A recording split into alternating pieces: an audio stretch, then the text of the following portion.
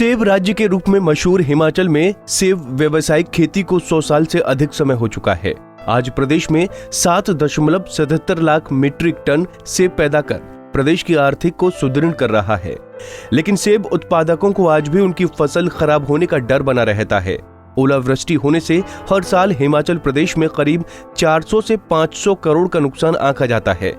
ओलावृष्टि के कारण सेब के साथ साथ अन्य फसलें भी खराब होती हैं, जिसका खामियाजा किसान बागवानों को भुगतना पड़ता है।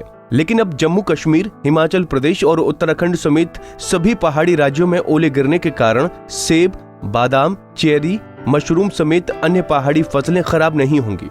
IIT बॉम्बे के वैज्ञानिकों ने पानी की बूंदों को ओले में बदलने की प्रक्रिया को रोकने की तकनीक वाली हेल गन इजाद कर दी है। वैज्ञानिकों का दावा है कि इसके उपयोग से अकेले सेब की फसल को हर साल होने वाला 400 से 500 करोड़ रुपए का नुकसान बच जाएगा। हेल गन के बारे में नौणी विश्वविद्यालय के कुलपति डॉक्टर परविंदर कौशल ने बताया कि हर वर्ष ओलावृष्टि से हिमाचल प्रदेश में करीब 500 करोड़ का नुकसान होता था। ओलावृष्टि से बचने के लिए अभी तक किसान बागवान हिमाचल में एंटी नेट हेल का प्रयोग करते थे। नेट के प्रयोग से पौधों की ग्रोथ में भी प्रभाव पड़ता था और उत्पादन में भी इसका प्रभाव देखने को मिलता था। उन्होंने बताया कि कई बार किसान बागवानों को इससे नुकसान भी झेलना पड़ता था। हिमाचल प्रदेश में हर वर्ष ओलावृष्टि से किसानों और बागवानों की फसलों को काफ़ी नुकसान पहुंचता है और ये आंकड़ा लगभग 200 से 500 करोड़ प्रति वर्ष का जो नुकसान होता है इसे आंका गया है। और इसमें अभी तक जो है ख़ास तौर पर हमने अपने बगीचों को बचाने के लिए जो है नेट, एंटी हेल नेट जो है उनका उपयोग हम लोग कर रहे हैं, मगर इनमें भी बहुत मुश्किलें आती हैं हमारे बागवान भाइयों को, क्योंकि इनको लगाना, उनके लिए जो स्टैगिंग मटेरियल है, फिर उसके अंदर जो पौधे हैं उनको भी काफ़ी अवरुद्धता होती है, उनकी ग्रोथ में प्रभावित होती है। वहाँ जो लाइट बाहर से मिलती है उस इफेक्ट होती है, उत्पादन में भी कहीं ना कहीं इसका प्रभाव पड़ता है। तो इसका दूसरा रास्ता जो था वो ये था कि जो एंटी हेल गन्स जो हैं वो एक और माध्यम था जिसको उपयोग में लाकर हम जो है ओलावृष्टि को कम कर सकते हैं किसी पर्टिकुलर एरिया में। देश सरकार ने पिछले कुछ वर्षों में एंटी हेल गन कुछ लाई थी जो कि विदेशों से आयात हुई और इसका जो ये काफ़ी महंगी एंटी हेल गन्स थी, जिसमें कि लगभग 70 से 75 लाख एक एंटी हेल गन का कॉस्ट पड़ती है। और इसको फ्यूलिंग के लिए भी एक सिलेंडर जो लगता है जिसमें एसिटिलीन गैस पड़ती है, तो हम लोगों ने, क्योंकि जैसा कि प्रधानमंत्री जी का, माननीय प्रधानमंत्री जी हमारे प्रदेश सरकार के जो है आत्मनिर्भर भारत की हम बात करते हैं, आत्मनिर्भर प्रदेश की बात करते हैं, तो हम लोगों ने भी कुछ समय पहले जो है इंडिजिनस एंटी हेल गन पे काम शुरू किया है। हिमाचल प्रदेश में इस काम शुरू करने के लिए डॉक्टर यशवंत सिंह परमार विश्वविद्यालय नौनी ने IIT बॉम्बे जो कि कंबस्शन रिसर्च लेबोरेटरी उनकी डिपार्टमेंट ऑफ एरोस्पेस इंजीनियरिंग का है, वहाँ पर जो है कुछ कार्य किया गया जिसमें designing and fabrication anti hail gun की जो है वो लोग करेंगे और उसका फील्ड एवेल्युएशन हमारा जो बागवानी और वानिकी विश्वविद्यालय नौनी है उनके साथ मिलकर फील्ड में करेगा। एक एग्रीमेंट हम लोगों ने साइन कर लिया है और ये एंटी हेल गन इंडिजिनस जो है हम लोगों ने, हमारा एक कृषि विज्ञान केंद्र और रिसर्च स्टेशन कंडाघाट सोलन जिले में है, वहाँ पर इसको स्थापित कर दिया गया है। ये 22 फुट लंबा एक ढांचा है और जिसमें कि इसकी विशेषता है कि 8 से 10 लाख इसकी कीमत की संभावना है। और इसमें जो हमने अभी बात की है एसिटिलीन गैस की, उसकी जगह जो है नॉर्मल फ्यूल जैसे LPG गैस होती है, काफ़ी सस्ती होती है, उसका उपयोग हम लोग चाह रहे हैं और उसके उपयोग इसमें किया जाएगा। और इसमें एक्सपेरिमेंटेशन शुरू कर दी गई है और उम्मीद है कुछ समय के बाद हम लोग इसको एवेल्युएट करके अपने बागवानों किसानों के लिए ये नई तकनीक जो कि काफी सस्ती है, जो कि इंडिजिनस है, उसको हम दे पाएंगे। वहीं नौणी विश्वविद्यालय के वैज्ञानिक डॉक्टर SK भारद्वाज ने बताया कि हेल गन में मिसाइल और लड़ाकू विमान चलाने वाली तकनीक का प्रयोग किया है।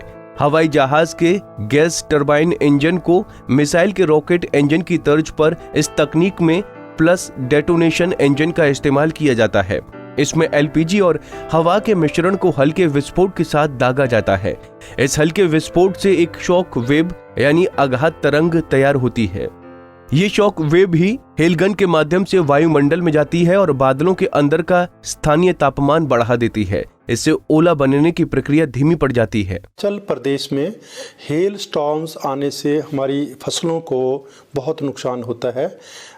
इसको मद्देनज़र रखते हुए स्टेट डिपार्टमेंट ऑफ हॉर्टिकल्चर ने, गवर्नमेंट ऑफ हिमाचल प्रदेश ने जून 2018 में एक हमारे यहाँ पर्यावरण विज्ञान विभाग में वर्कशॉप का आयोजन किया था, जो MIDH स्कीम के तहत हुई थी। इसमें हमने विस्तार से चर्चा की थी कि कैसे हमारी फसलों को कितना डैमेज हो रहा है और किस में कितनी फ्रीक्वेंसी हेल स्टॉर्म्स की रहती है।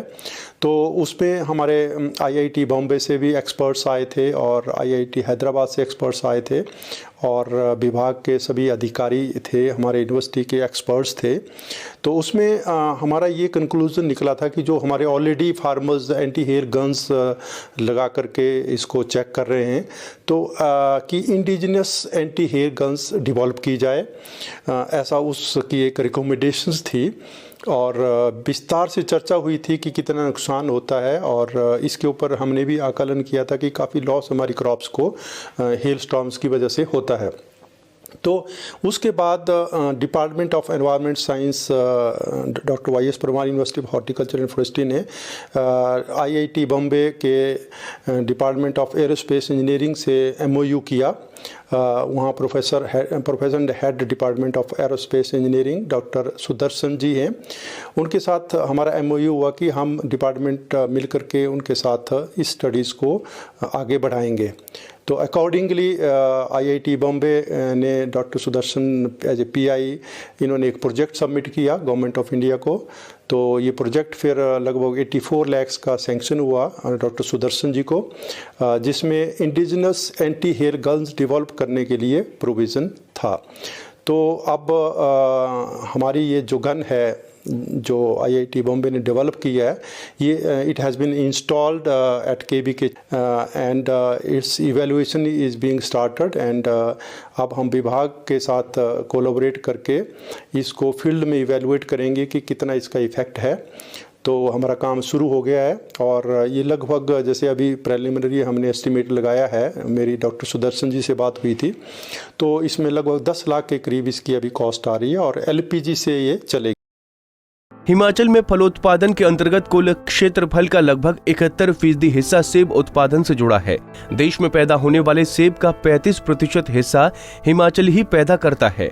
यहाँ पर सेब की खेती 3,500 से लेकर 9,000 फीट तक की ऊंचाई तक मुख्य रूप से शिमला, कुल्लू, मंडी, सिरमौर, किन्नौर व चंबा जिलों में की जाती है।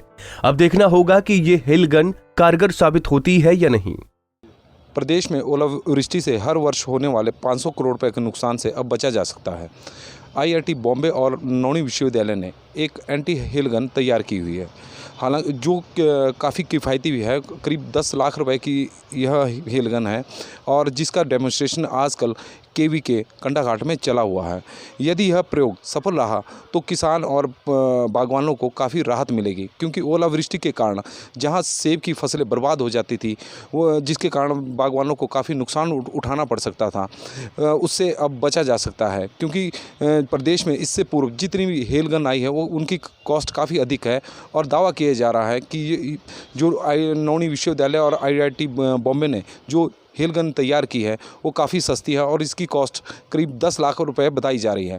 सबसे बड़ी बात यह है कि यह LPG सिलेंडर से चलती है और आजकल जो डेमोन्स्ट्रेशन किया जा रहा है उसके माध्यम से यही देखा जा रहा है कि एक सिलेंडर में इसकी मार्क जो क्षमता है वो कितनी है, कितने बड़े एरिया में इसका प्रभाव रहेगा।